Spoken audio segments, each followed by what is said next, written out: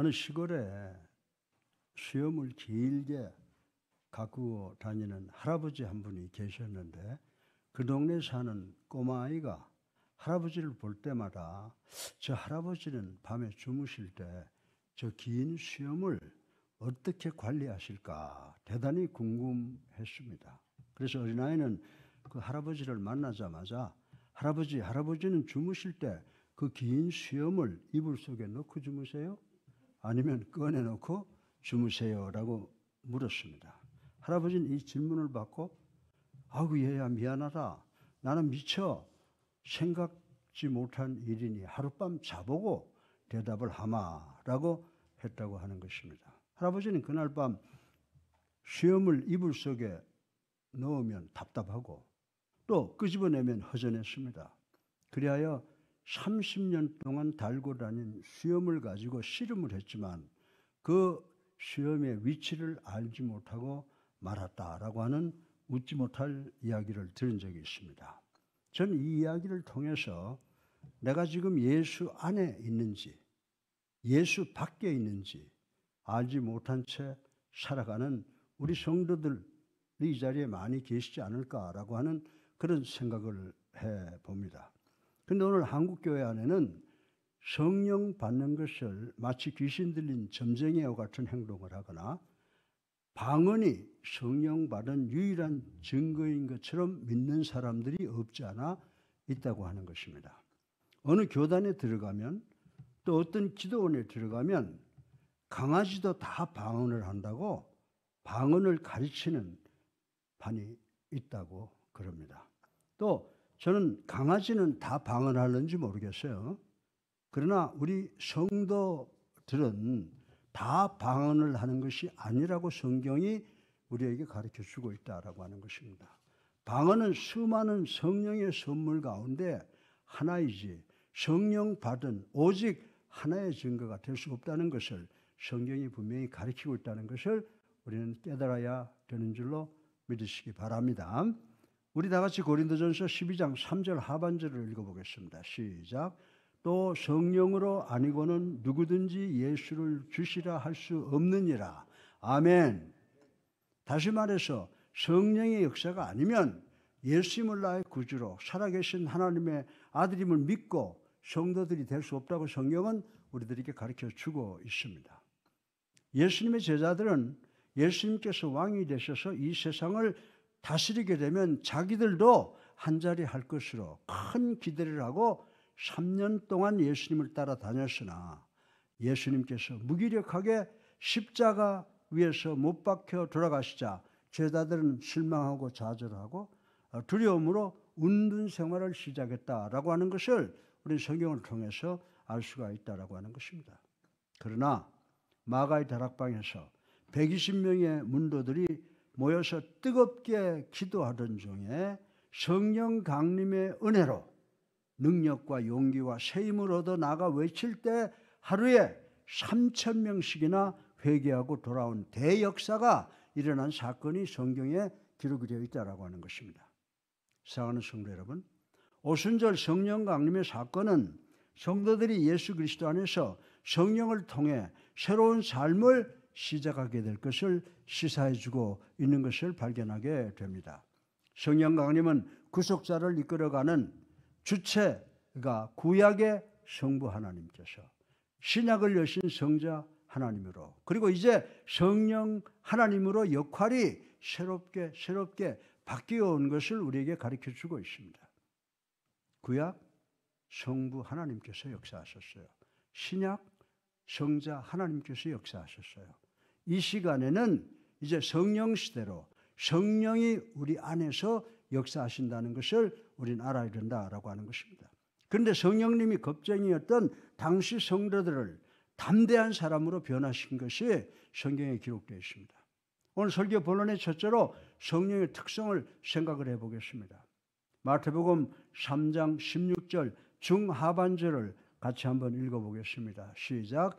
예수께서 세례를 받으시고 곧 물 위에서 올라오실새 하늘이 열리고 하나님의 성령이 비둘기같이 내려 자기 위에 임하심을 보시더니 아멘. 성령은 뭐같이 임재했다고요? 비둘기 모양으로 강림하셨다고 하는데 비둘기의 속성이 뭡니까? 비둘기의 속성은 온유하고 겸손하고 순결하다라고 하는 그 의미를 가지고 있다라고 하는 것입니다. 우리 다 같이 마태복음 11장 29절을 한번 읽어보겠습니다. 시작. 나는 마음이 온유하고 겸손하니 나의 멍에를 메고 내게 배우라. 그리하면 너의 마음이 쉼을 얻으리니. 아멘. 여기에 아멘 하면 여러분들 성령 받은 거예요. 예. 이 말씀의 의미는 성령을 받으면 큰 능력과 뜨거움을 얻는 것만으로 생각을 해서는 안 됩니다. 성령을 받으면 오히려 온유하고 겸손한 것을 먼저 생각해야 되는 줄로 믿으시기 바랍니다. 가정에서는 부부가 서로 겸손하고 온유하면 자녀들도 겸손해지고 화평한 가정이 된다는 것입니다. 그리고 교회 성도는 서로 남을 존중히 여기고 또 높이고 자신은 낮아지고 겸손한 가운데 화평을 이루는 교회가 부흥하는 교회가 된다고 성경은 우리들에게 가르쳐주고 있습니다.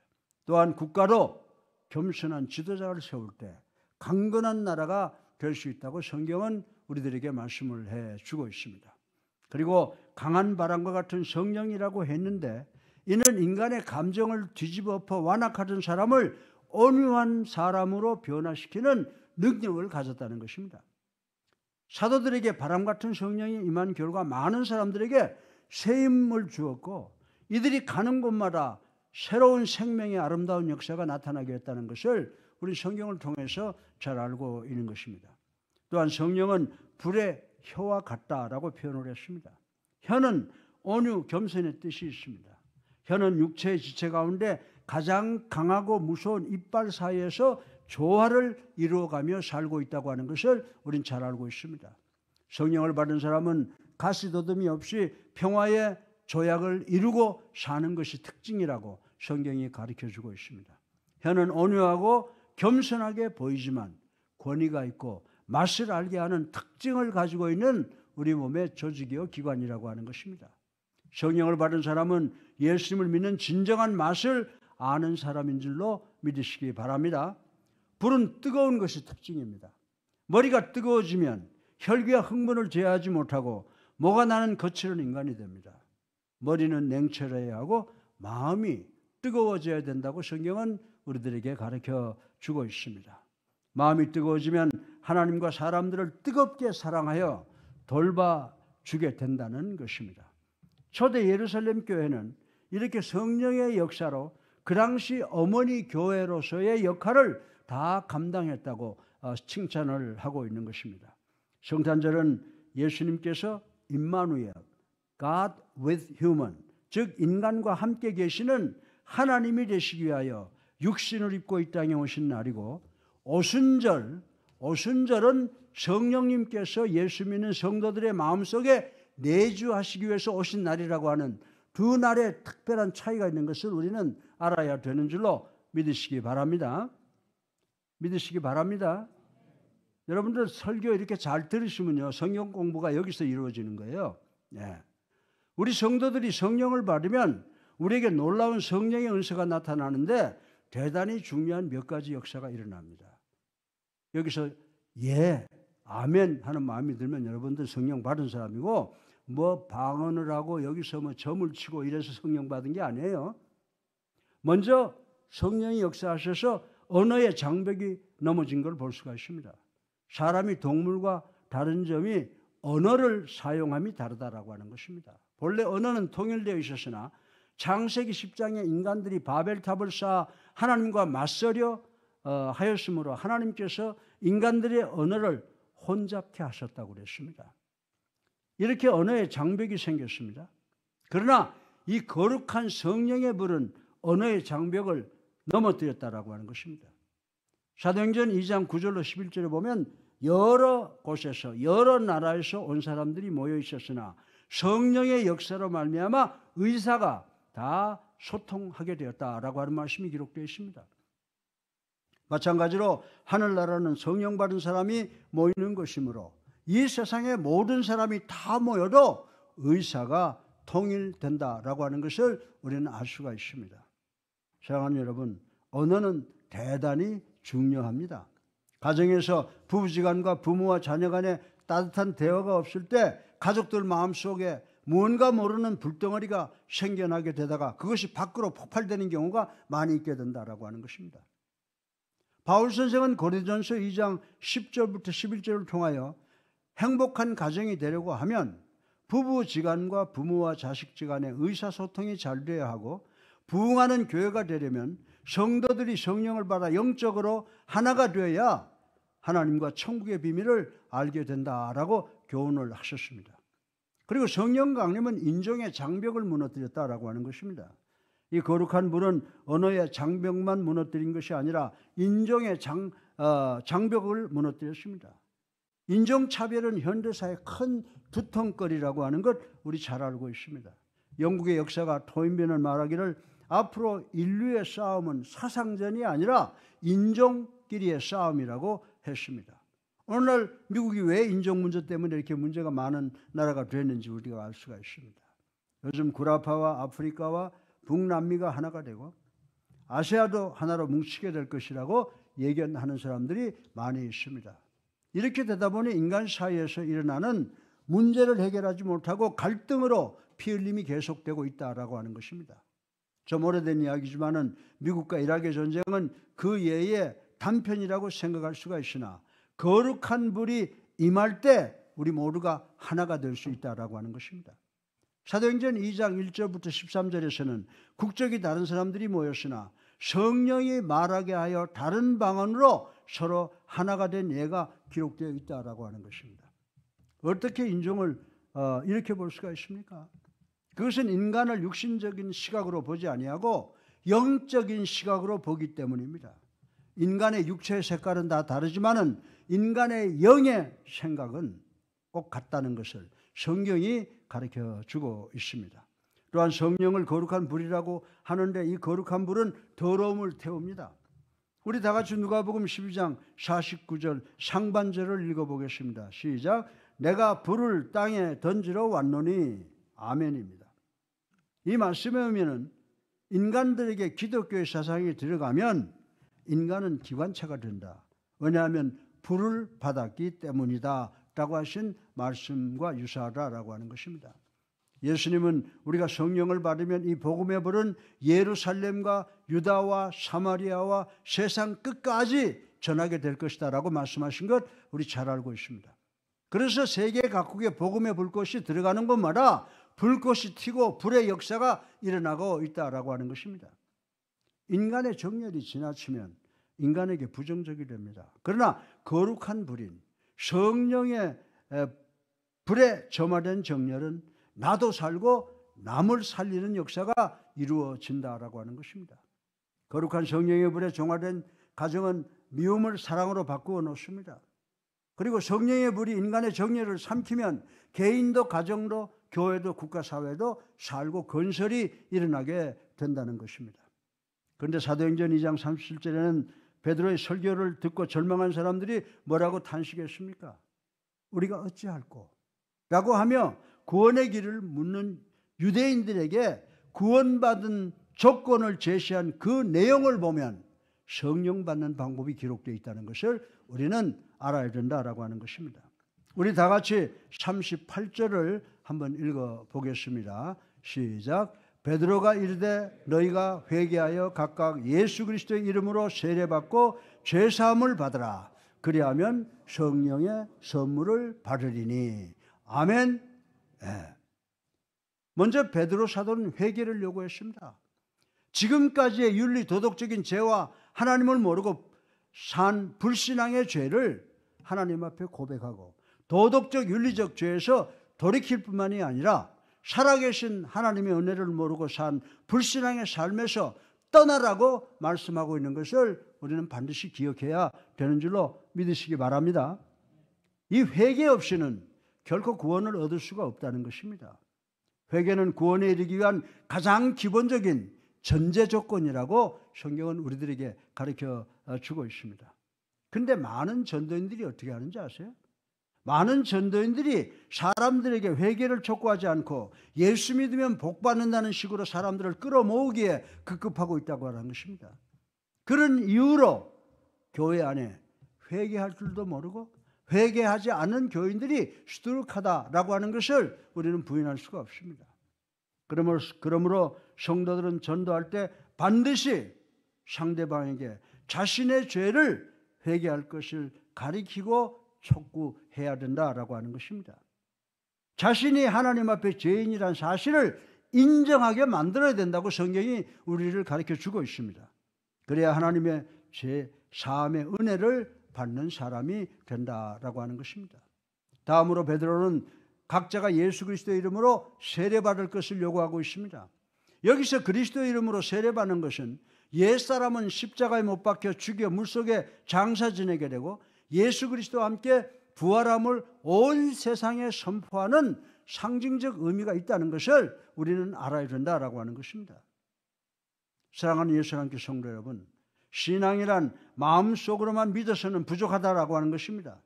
입으로 시인하고 세례를 받음으로 온 세상을 향하여 자신이 하나님의 백성됨을 선포할 때 비로소 하나님께서 여러분들을 당신의 백성으로 인정하신다는 사실을 우리는 깨달아야 된다라고 하는 것입니다. 또한 베드로 사도는 불신앙의 죄를 온전히 회개하고 주님과 연합하는 세례를 통해 자신이 하나님께 속한 사람임을 선포한 사람에게 하나님은 거룩한 성령을 보내서 하나님께서 그 사람의 마음에 임재하신다고 성경을 통해서 우리들에게 가르쳐 주고 있습니다. 이 성령을 받아야만 구원에 이른 줄로 믿으시기 바랍니다. 아니에요? 성령 받았으면 여러분들 막 점도 치고 춤도 추고 방언도 하고 그래야 됩니까? 제 말씀을 듣고 그러면 그런 분들은 성령 받은 줄로 믿으시기 바랍니다. 왜냐하면 성령만이 부패한 우리의 심령을 정결케 하여 거듭나게 하시고 그리스도에 대한 믿음을 갖게 하고 그리스도인다운 삶을 살 수 있게 역사하시는 줄로 믿으시기 바랍니다. 여기서 베드로 사도가 성령을 선물로 받으리니라고 증언한 사실에 우리는 주목해야 돼요. 선물로 받았다는 것은요, 값없이 받았다는 겁니다. 예수를 나의 구주로 살아계신 하나님의 아들로 믿는 그 믿음 때문에 우리는 은혜로 성령을 받았다는 겁니다. 회개하고 세례받는 성도들에게 하나님이 반드시 값없이 선물을 주시는데 이 선물, 이 귀한 것이 바로 뭐냐? 바로 성령인 줄로 믿으시기를 주님의 이름으로 축원합니다. 아멘 하신 분은 성령 다 받으신 분이에요. 네. 둘째로 그러면 중생 성령 받으면 거듭난다고 했는데 거듭난 게 대해서 한번 우리가 생각해 보겠습니다. 하나님의 구원사에 있어서 가장 중심이 되는 것이 갈보리 언덕 십자가입니다. 중생은 내 생에 있어서 구원의 역사에 있어서 중심이 되는 거다라고 하는 겁니다. 갈보리 십자가와 같이 구원의 가장 중심이 되고 획기적인 변화가 되는 대가가 거듭난 born again, 바로 거듭남인 것이라고 말씀드릴 수가 있습니다. 그러므로 그리스도의 교회의 중심이 십자가가 되는 것 같이 내 개인의 구원의 역사에서 중생 그 거듭남이 우리의 믿음의 중심이 돼야 되는 줄로 믿으시기 바랍니다. 우리 다 같이 요한복음 3장 3절 하반절을 읽어보겠습니다. 시작. 사람이 거듭나지 아니하면 하나님의 나라를 볼 수 없느니라. 아멘이죠. 네. 이 말씀은 거듭나지 않아도 하늘나라에 갈 수 있는데 거듭나면 더욱 좋다라고 하는 말이 아니라는 것입니다. 거듭나지 않으면 하늘나라에 들어갈 수 없다고 성경은 잘라서 말씀을 해주고 있다라고 하는 것입니다. 목사, 장로, 권사, 집사 그리고 직분자 일을 하다 보았다 할지라도 만약 그가 거듭나지 못했으면은 하늘나라와는 관계가 없다는 사실을 우리는 깨달아야 된다라고 하는 것입니다. 예를 한번 들어볼까요? 가룟 유다는 사도직을 수행한 사람입니다. 지금의 목사직이 귀하다고 하지만 이 사도직에는 도저히 비할 수가 없는 것이라고 하는 것입니다. 고린도전서 12장의 직분 가운데 제일 높이 취급되는 것이 사도라고 기록을 해두었습니다. 선지자보다도 더 귀한 직이 뭐예요? 사도직이라고 그랬습니다. 그러나 가룟 유다는 사도의 반열에 있었으나 거듭나지 못했기 때문에 구원을 받지 못했다고 하는 사실을 우리는 깨달아야 된다라고 하는 것입니다. 그래서 요한복음 3장 7절에 보면 내가 거듭난 것을 무엇을 보고 알 수 있느냐라고 질문했습니다. 근데 요한복음 3장 7절에 보면 중생의 때를 알 수가 없다 그랬어요. 여러분들 바람 불 때 여러분들 눈으로 볼 수 있어요? 바람이 지나간 다음에 아, 바람이 불었구나. 나무가지가 흔들리는 것 보고 아, 바람이 불었구나 라고 하는 것을 알듯이 사람의 중생, 거듭난 때를 의식적으로 파악할 수가 없다는 겁니다. 여러분들, 아, 내가 방언을 하고 말이야, 뭐 내가 이상한 느낌을 갖고 그랬으니까 내가 성령 받았어? 천만의 말씀이에요. 여러분들, 그러면은 중생의 거듭남의 증거가 무엇입니까? 예수님을 믿지 말라고 해도 안 믿을 수 없는 상태가 오는 것. 이것이 바로 성령 받은 역사인 줄로 믿으시기 바랍니다. 믿지 못하게 해도 믿게 됩니다. 죄를 지으면 마음이 아픕니다. 다른 사람의 영혼을 불쌍히 여기게 됩니다. 정직한 삶을 살게 됩니다. 그러나 특별한 은혜를 받은 사람도 있어요. 사울이 다메섹 도상에서 예수님 만나고 그 자리에서 사도 바울이 되어진 경우도 있으나 일반적인 사람들은 중생 거듭난 다음에 시일이 흘러감에 따라서 아, 내가 중생을 했구나 라고 하는 것을 인식하게 된다는 사실을 성경이 이야기해 주고 있는 것으로 깨달아야 된다라고 하는 것입니다. 어린애가, 갓 태어난 아이가 우리 엄마라는 거 알아요? 어린애가 어머니의 태중에 있다가 세상에 태어나서 세월이 지나고 성장하고 나면 아, 엄마가 나를 낳았구나 라고 하는 것을 알게 된다라고 하는 것입니다. 중생도 마찬가지예요. 중생 거듭난 사람은 참된 믿음이 생겨나요. 나에게 참된 믿음이 있으면 나는 중생한 사람인 줄로 믿으시기 바랍니다. 내 자신이 깨달을 수 있는 겁니다. 고린도서 12장 3절 하반절에 성령으로 아니고는 누구든지 예수를 구주라 시인할 수 없느니라. 아멘. 아, 교회 나왔는데 그냥 뭐 댕겼는데 어느 날 예수가 나의 구주, 예수가 나를 위해서 돌아가셨다는 것 때문에 눈물이 흐르고 거기가 바로 성령 받는 포인트인 줄로 믿으시기를 바랍니다. 예. 여러분은 예수님이 구주로 믿어집니까? 아멘. 그러면 여러분 성령 다 받으신 분입니다. 성령을 받고 나면 눈으로 보이는 이상한 표적을 구하지 않습니다. 내 마음속에는 밖에 어떤 기적이 나타나는 것보다 더 강한 이적, 성령님을 간직하고 있기 때문에 다른 거 필요 없다는 겁니다. 성령 받지 않으면 십자가가 믿어지지 않는 줄로 믿으시기 바랍니다. 우리들이 십자가를 믿게 된 것은 놀라운 기적인데 이는 중생, 거듭났기 때문에 믿어지는 것이라고 성경은 우리들에게 가르쳐주고 있습니다. 네. 또한 중생 거듭나게 되면 지정의가 새로워진다는 겁니다. 인격이 새로워집니다. 지성과 감성이 새로워집니다. 우리의 의지가 새로워진다고 성경은 우리들에게 가르쳐주고 있습니다. 골로새서 3장 10절에 중생하면 성경의 맛을 안다 그랬습니다. 진리를 아멘으로 받아들이게 된다 그랬습니다. 여러분들 예수 믿고 그냥 정신없이 하라고 그러잖아요. 그러나 하나님의 말씀이 떨어지면 진리의 말씀을 아멘으로 받을 수 있는 우리가 돼야 될 줄로 믿으시기 바랍니다.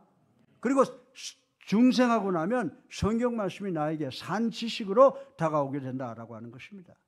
중생 거듭나면 과거는 불순종하는 생활을 했으나 거듭나면 하나님의 뜻에 순종하는 생활을 하게 됨을 믿으시기를 주님의 이름으로 축원합니다. 셋째로 마지막으로 성령의 열매가 확실하게 열리게 됨을 한번 생각해 보겠습니다.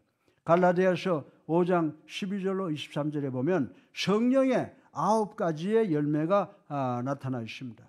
우리 다 같이 갈라디아서 5장 22절 23절을 읽어보겠습니다. 시작.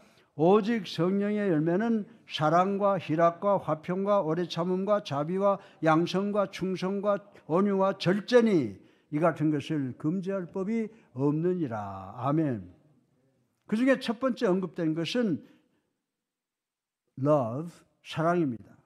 전통적으로 사랑이란 말에는 4가지의 상이한 용어와 그에 따른 의미가 있습니다. 그러나 특별히 신약 성경에 오면 아가페라고 하는데 이 아가페의 사랑만이 신약에서는 주도적으로 나타나고 있습니다. 그것은 인간을 향한 하나님의 사랑과 하나님의 사랑을 받은 인간과 인간의 사랑을 잘 나타내 주기 위함이라고 말씀을 드릴 수가 있습니다.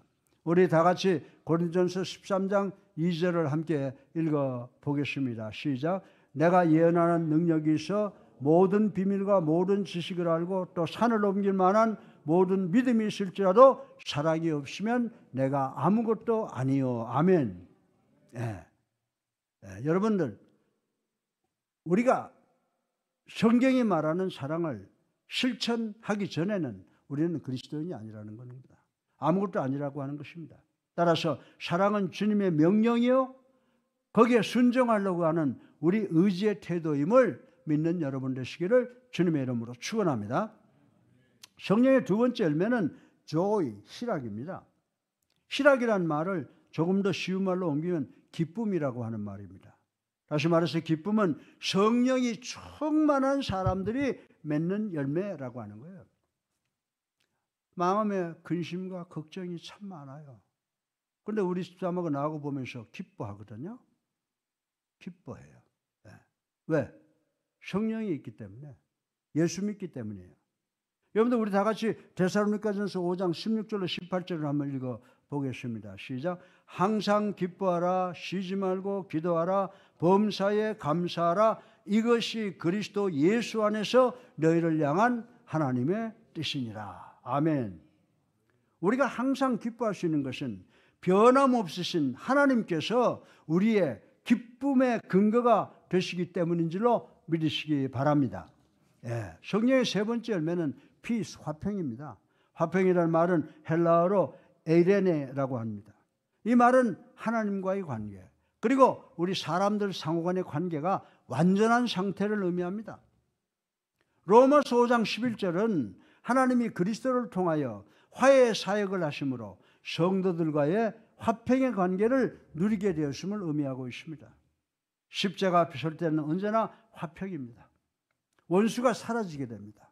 화평이란 관계의 완전성을 의미하는 것이다라고 하는 것을 깨닫는 우리 성도들 되시기 바랍니다. 네 번째로 오래 참음, patience입니다. 오래 참음, 곧 인내가 의미하는 바는 여러 가지가 있습니다. 즉 그것은 먼저 하나님의 속성을 나타내거나 죄인된 인류를 향한 하나님의 태도를 나타낼 때 사용할 수가 있다라고 하는 것입니다. 그리고 자기 자신의 성장이나 성숙에 대해 인내심을 가질 것을 권할 때도 사용될 줄로 믿습니다. 또한 다른 사람들의 잘못이나 핍박에 대해 오래 참아줄 수 있는 성도의 덕목을 나타낼 때도 사용되는 용어라고 하는 것입니다. 성령의 다섯 번째 열매는 kindness, 자비라고 하는 것입니다. 자비를 일상적인 용어를 풀어보면 친절이라고 하는 말입니다. 즉 다른 사람에게 고통을 주지 않고 편하게 해주려는 성질의 동정적 친절 혹은 상냥함이라는 의미를 갖고 있습니다. 이런 의미에서 자비라고 하는 것은 하늘나라 시민의 예복이라고도 할 수가 있습니다. 우리 모두 하나님의 자비하심 같이 성도도 자비를 베풀어 부디 우리 모두도 이 예복을 갖춰 입는 우리 교회 성도님들 되시기를 바랍니다. 여섯 번째로 양선, goodness입니다. 우리 성도들이 선한 성품과 행동으로 이웃에게 선을 베풀어야 함을 의미한다라고 하는 것을 인식하시기 바랍니다. 성령의 일곱 번째 열매는 faithfulness, 충성입니다. 충성에 대한 헬라어는 피스티스라고 하는 말입니다. 이는 또한 믿음을 가리키는데도 사용이 됩니다. 하나님은 실로 미쁘신 분이십니다. 하나님께서 당신에게 진실하실 뿐만 아니라 당신의 말씀에 대해서도 진실하신 분이라고 하는 것을 우리는 알아야 된다라고 하는 것입니다. 하나님은 상황과 환경에 따라 우리처럼 변덕을 부리는 분이 아니십니다. 하나님은 변함이 없으신 분이시라고 하는 것입니다.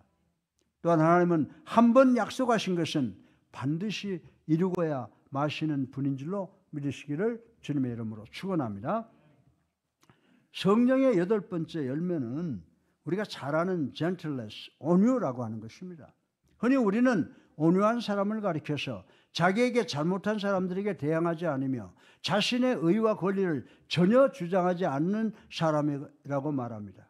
그러나 용서는요, 자기 잘못을 알고 진심으로 회개하는 사람을 용서하는 것입니다. 온유한 사람은 마땅히 노여워할 때 노여워할 줄 아는 사람이 온유한 사람이라고 성경은 우리들에게 가르쳐 주고 있습니다. 성령의 9번째 열매는 절제, self control입니다. 절제란 말은 영어로 control, 그리고 자기 자신이라는 단어는 self라고 하는 것 우리가 잘 알고 있습니다. 이 두 단어의 합성으로서 자기 자신을 제어한다라고 하는 의미를 지니고 있습니다. 갈라디아서 5장 19절로 21절에 우리에게 이러한 절제의 성품이 필요한 것은 육체의 타락으로 말미암아 여러 가지 비뚤어진 욕망과 본능을 따라갈 경향이 우리 안에 도사리고 있기 때문에 우리 자신을 절제하는 능력이 있어야 된다라고 이야기를 하고 있습니다. 그렇기 때문에 우리는 우리 자신을 조절하고 다스릴 줄 알아야 하는 것입니다. 달리기 선수는 경기에서 승리하기 위해 부단히 절제합니다. 그들은 규칙적인 훈련과 생활을 통해서 건강한 신체를 유지하기 위해 하고 싶은 많은 육체의 일들을 포기하는 경우가 없지 않아 있다라고 하는 것입니다. 성령을 받고 나면 자기에 관하여 자제력이 생겨납니다. 우리가 살고 있는 이 시대를 가리켜서 말세 위기라고 합니다. 그러므로 사랑하는 예수랑교회 성도 여러분, 날마다 우리 자신을 쳐서 복종시키시기 바랍니다. 우리 자신을 조절하고 다스리시기를 주님의 이름으로 축원합니다. 우리 안에 있는 비뚤어진 욕망과 본능을 그냥 그대로 내버려둔다면 그것들은 우리들을 사단의 놀이개로 만들어 버리게 된다라고 하는 것입니다. 따라서 비록 절제 생활이 그리 쉽지 않을 뿐만 아니라 하루아침에 완성되는 것이 아니라 할지라도 인내와 노력으로 조그마한 일부터 차근차근 훈련해 나가시기를 주님의 이름으로 축원합니다. 예. 그리하면 언젠가는 훌륭한 신앙의 경자의 모습을 지니게 될 것입니다. 여러분 자신은 사랑, 희락, 화평, 오래 참음, 자비, 양선, 충성, 온유, 절제 9가지 열매를 소유하고 있는지 한번 자세히 가슴에 손을 얹고 검토해 보시길 바랍니다. 성령의 폭발적인 능력에 열매가 없다면 성령의 인격이 없는 것이 됩니다. 폭발적인 성령의 능력의 열매는 성령 하나님의 인격이라는 사실을 우리는 깨달아야 되는 줄로 믿으시기 바랍니다. 사랑하는 성도 여러분, 여러분은 이미 죄된 육체와 함께 정과 욕심을 십자가에 못 박은 사람들이라고 하는 사실을 분명하게 깨닫는 우리 모두가 되시기를 주님의 이름으로 축원합니다. 더 이상 육체의 소욕은 여러분의 인도자가 될 수가 없습니다. 오직 성령만이 여러분의 인생의 길에 이정표이자 방향타이심을 인정하셔서 승리의 삶을 살아가시는 여러분 되시기를 주님의 이름으로 축원합니다. 결론입니다. 사도행전 2장 1절부터 13절에 나타난 오순절은요, 6월절 후에 50일째 되는 날이라고 하는 것입니다. 왜 성령 강림이 이 날에 임하였을까요? 세계에서 수많은 유대인들이 오순절을 지키려고 모이는 날이었습니다. 하나님께서는 반드시 성도들이 모이는 날에 은혜를 주시는 줄로 믿으시기 바랍니다. 오늘이 무슨 날이에요? 오늘이 예수 그리스도가 부활하신 날을 우리 기념하기 위해서 하나님이 주신 날에 우리가 모여서 뭘 합니까? 우리가 바로 신령과 진정으로 예배를 드리려고 모였다라고 하는 것입니다. 하나님께서는 당신의 독생성자 예수 그리스도를 오늘 주일날 부름에서 이렇게 세우셨습니다. 우리는 오늘 주일을 뭐라고 부릅니까? Lord's Day, 주님의 날이라고 부릅니다. 그리고 이날 우리 성도들이 모여서 하나님께 신령과 진정으로 예배 드리려 합니다. 하나님께서는 우리에게도 신령과 진정으로 예배 드리게 하기 위해서 모일 때에 이 자리에서 성령을 내려주시는 줄로 믿으시기 바랍니다. 그래서 성경에서 지금 주일 성수를 하라는 거예요. 들으십니까? 구약에서나 신약에서나 은혜의 역사는 언제 일어났어요? 성도들이 한 곳에 모였을 때 일어났다고 하는 것입니다. 미스바의 영적 대각성 운동이 그렇습니다. 에스라의 부흥운동이 그렇습니다. 마가의 다락방 예배가 그렇습니다.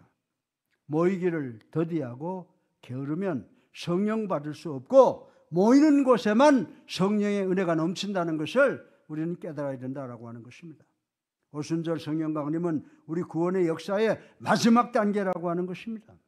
자, 하나님의 시대 구약, 신약 성자 시대, 지금 성령 시대, 이제 우리가 마지막 단계에 있다는 것을 우리는 깨달아야 된다라고 하는 것입니다. 우리 심령 속에 성령으로 구원을 이루어 주십니다. 하나님의 약속을, 성령을 부어주시는 마지막 단계에 지금 우리가 살아가고 있다고 하는 것입니다. 중생 거듭남의 은혜와 성령의 세례는 구분돼야 됩니다. 네. 중생 거듭남은 천국 시민으로 다시 태어나는 것이고, 성령 세례는 천국 복음을 위해 활동할 수 있는 능력을 받는, 공급받는 시간이라고 하는 사실을 우리는 깨달아야 된다라고 하는 것입니다. 귀중한 것 여러분에게 말씀해 드리는 거예요. 하나님께서는 우리가 성경 말씀을 연구할 때, 또 설교할 때, 또 기도할 때, 신령과 진정으로 예배할 때 성령을 주신다라고 하는 것입니다. 예수 그리스도와 관계없이는 성령의 역사가 일어날 수가 없습니다. 예수님은 우리가 성령 받을 통로를 열어놓으셨다라고 하는 것입니다. 얼마나 감사해요. 예? 요한복음 7장 37절은요, 초막절 명절이 끝난 날에 예수께서 외치신 말씀입니다. 우리 다 같이 한번 읽어보십시다. 요한복음 7장 37절 39절 시작. 명절 끝날 곧 큰 날에 예수께서 서서 외쳐 이르시되 누구든지 목마르거든 내게로 와서 마시라. 나를 믿는 자는 성경의 이름같이 그 배에서 생수의 강이 흘러나오리라 하시니 아멘. 네.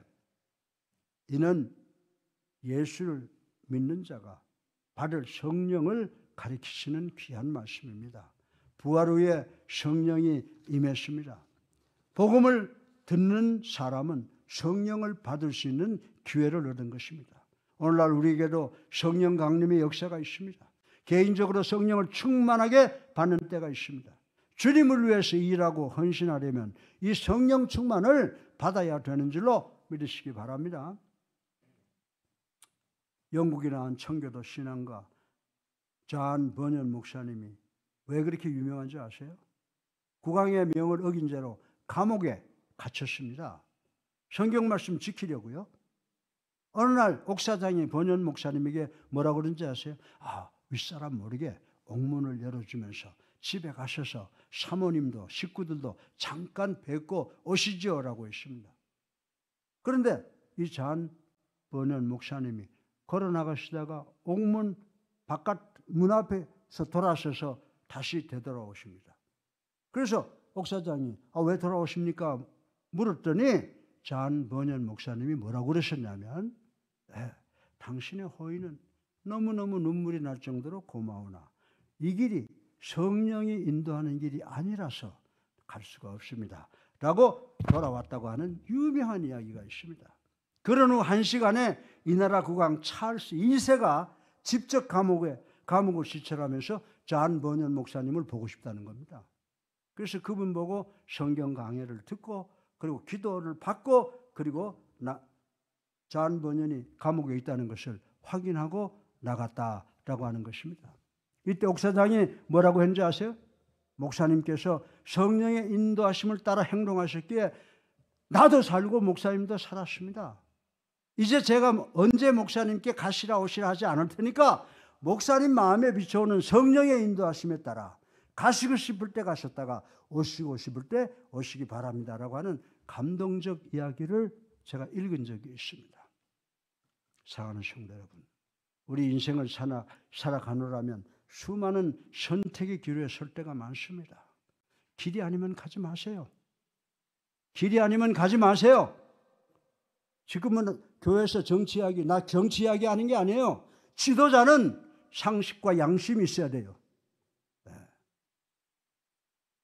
지도자는 상식과 양식이 있고 자기가 잘못했으면 잘못했다고 용서를 빌 줄 알아야 돼요. 그렇게 안 하면 그 사회가, 그 나라가 완전히 썩어버리게 된다라고 하는 것을 지금 우리가 경험하고 있다. 나는 그렇게 생각합니다.